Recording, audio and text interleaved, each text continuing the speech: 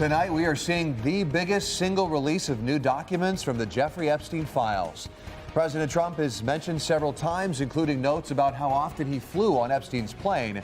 But one of the most surprising revelations is a letter appearing to come from Epstein in jail addressed to Dr. Larry Nassar, a letter that has now been deemed fake by the DOJ.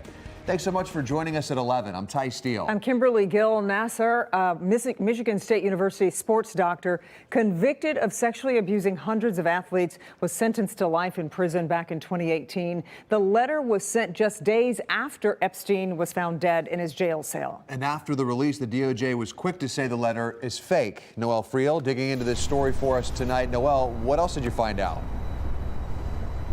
Yeah, that's right. That letter was reportedly found returned to sender in the mailroom of the jail where Epstein was being held weeks after his death and was flagged for the FBI. After promising to investigate the letter, the DOJ quickly concluded it was fake.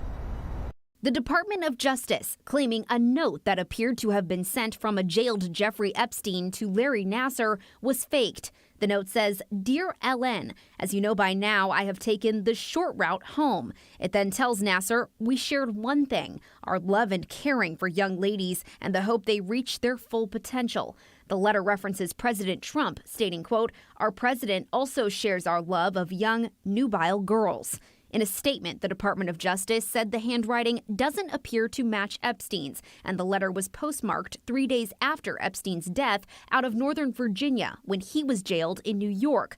Also saying the return address didn't list the jail where Epstein was held and didn't include his inmate number, which is required for outgoing mail. Your decision to assault was precise, calculated.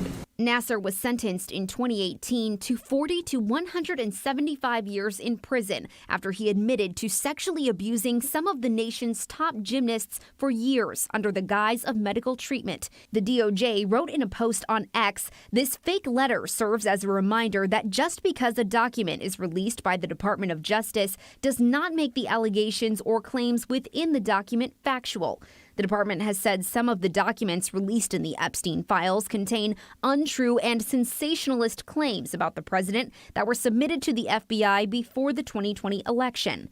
One Epstein accuser says the focus has been taken off the survivors and into the political arena.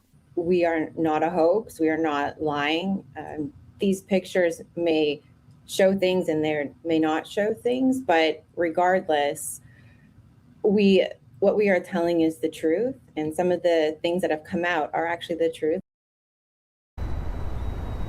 We have a full breakdown of the contents of the letter and the DOJ's response over at clickondetroit.com. Reporting live, Noelle Friel, Local 4. Thank you for that report this evening, Noelle. We appreciate it.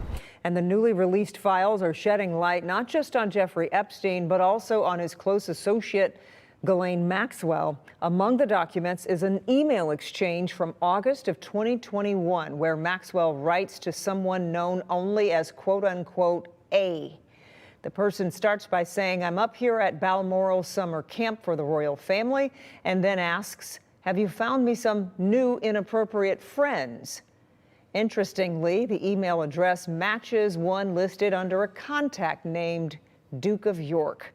That, of course, is Prince Andrew, who lost his Duke of York title last October after intense scrutiny over his connections to Epstein. The emails do not indicate any wrongdoing.